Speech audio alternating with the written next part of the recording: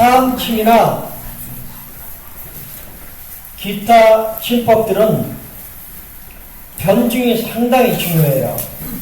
어느 장부의 병인지, 어느 경락의 병인지, 그리고 그 병이 허증인지 실증인지, 한인지 열인지, 이런 변증을 해야 되는 게 상당히 중요해요.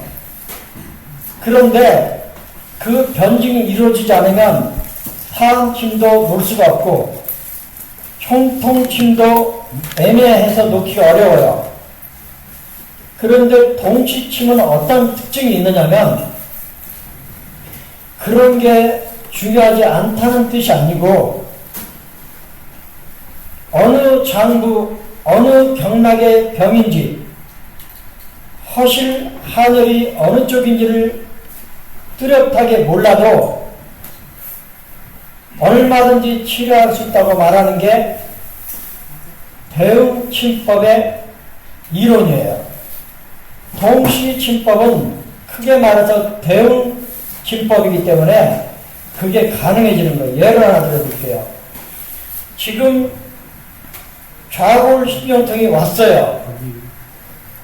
이 좌골신경통이 어느 경락으로 왔는지가 엄청 중요해요. 사암침에서는. 방광경으로 왔으면 방광정격, 족상담으로 왔으면 족상담정격, 이렇게 해야 되니까. 그런데 연골대백을 예로 들면 동시침법에서는 연골대백이 좌골신경통의 특효혈이다, 이렇게 나왔으면 그걸로 끝나버려요. 소양경락의 좌골신경통인지 태양경락의 좌골신경통인지 그 중간 경락의 좌골신경통인지 묻지를 않아요. 그러니까 얼마나 좋으냐고요. 그러면 어느 장부, 어느 경락의 한열 허실인지를 좀 몰라도 동시침법이 왜 효과가 나타나는가? 첫째, 전신율의 관점에서 대응 관계에 있기 때문이에요. 또 하나, 동시침법에서 쓰는 침법이 동기침법, 도마침법, 견인침법, 이 세 가지 특별한 자침법이 그걸 가능하게 만들어주는 거예요. 그러니까 연골대백에 침을 놓고 환자가 하여금 슬슬 걸어다니게 하면 환자가 아픈 그 부위와 치료혈 사이에 기가 계속해서 왕래를 해요. 그러니까 동기침법을 하기 때문에 장부 경락을 명확히 몰라도 허실 한의를 명확히 몰라도 치료가 되는 거예요. 또 하나, 도마침법을 쓰기 때문에 그게 가능해요. 도마침법은 주 치료약을 하나만 넣는 게 아니고 그 위아래로 추가적으로 침을 놓기 때문에 훨씬 강력한 자극이 일어나는 거예요. 그래서 장부, 경락, 허실 하늘을 명확히 몰라도 치료가 되는 거예요. 그 다음, 견인침법이라고 하는 양육월 씨가 만들어낸 침법인데 치료혈과 아울러 자기 쪽, 환측, 경락을 따라서 중요혈을 골라서 침을 하나 추가로 놓아주는데 그걸 견인혈이라고 해요. 대체로 양육월 씨는 체중 결통에 쓰는 유목혈을 견인으로 쓴다고 되어 있어요. 이 견인침법을 놓기 때문에 장부, 경락이 명확하지 않아도 허실 한해를 명확히 몰라도 치료가 된다는 거예요. 또 하나, 네 번째, 왜 동시침법을 놓으면 치료가 잘 되는가? 다른 침법에 비해서 유침 시간이 확실하게 길어요. 이 유침 시간이 처음에 듣기가 일어난 다음에 염전 자극을 준 다음에 유침을 하게 되는데, 이 유침으로 말미암아 추가적으로 일어나는 효과가 10 내지 20%라 그래요. 그리고 염전하기 전에 듣기만으로도 효과의 7, 80은 거둔다 그래요. 이 이야기는 김강호 씨도, 양육원 선생도, 총통 이충 박사도 똑같이 하는 얘기예요. 그런데 제가 논문을 쓰면서 수많은 논문을 뒤집어 보니까 효과 10% 올리는 게 얼마나 어려운 일인지 몰라요. 처음 한 주간은 50% 팍팍 올라가요.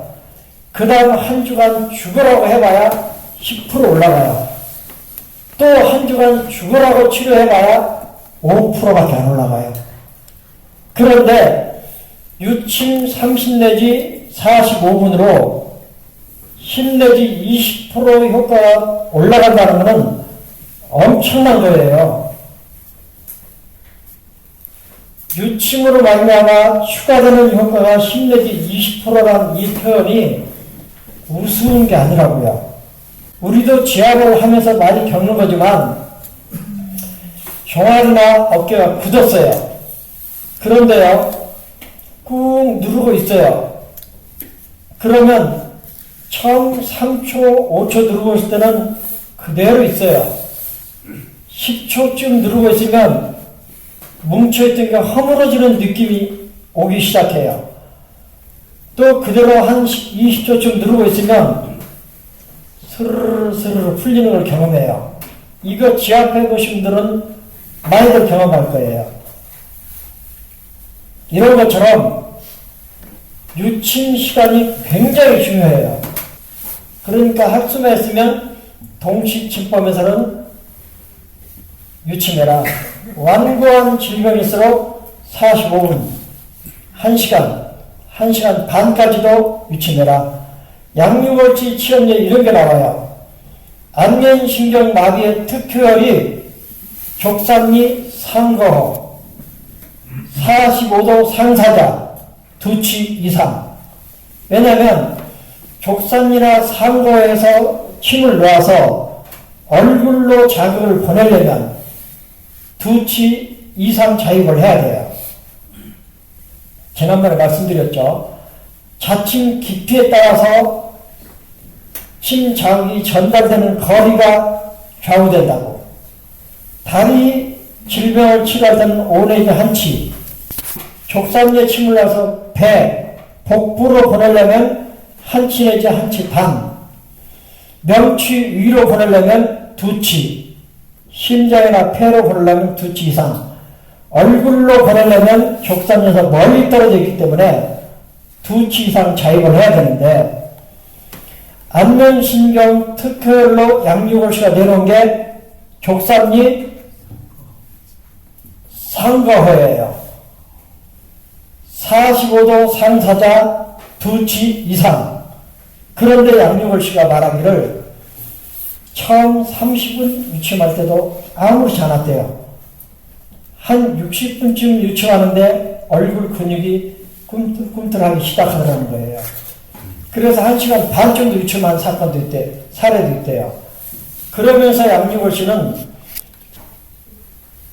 유침을 될 수 있으면 길게 해라. 제 경험도 돈 안 받고 치료한 사람들을 전부 다 예배 전에 침을 놨어요. 그리고 예배 후에 침을 뽑았어요. 그런 사람들은 다 고쳤어요. 좌골신경도도 고치고 페니스 엘보도 고치고 다 낫더라고요. 그러니까 유침이 그만큼 중요하다.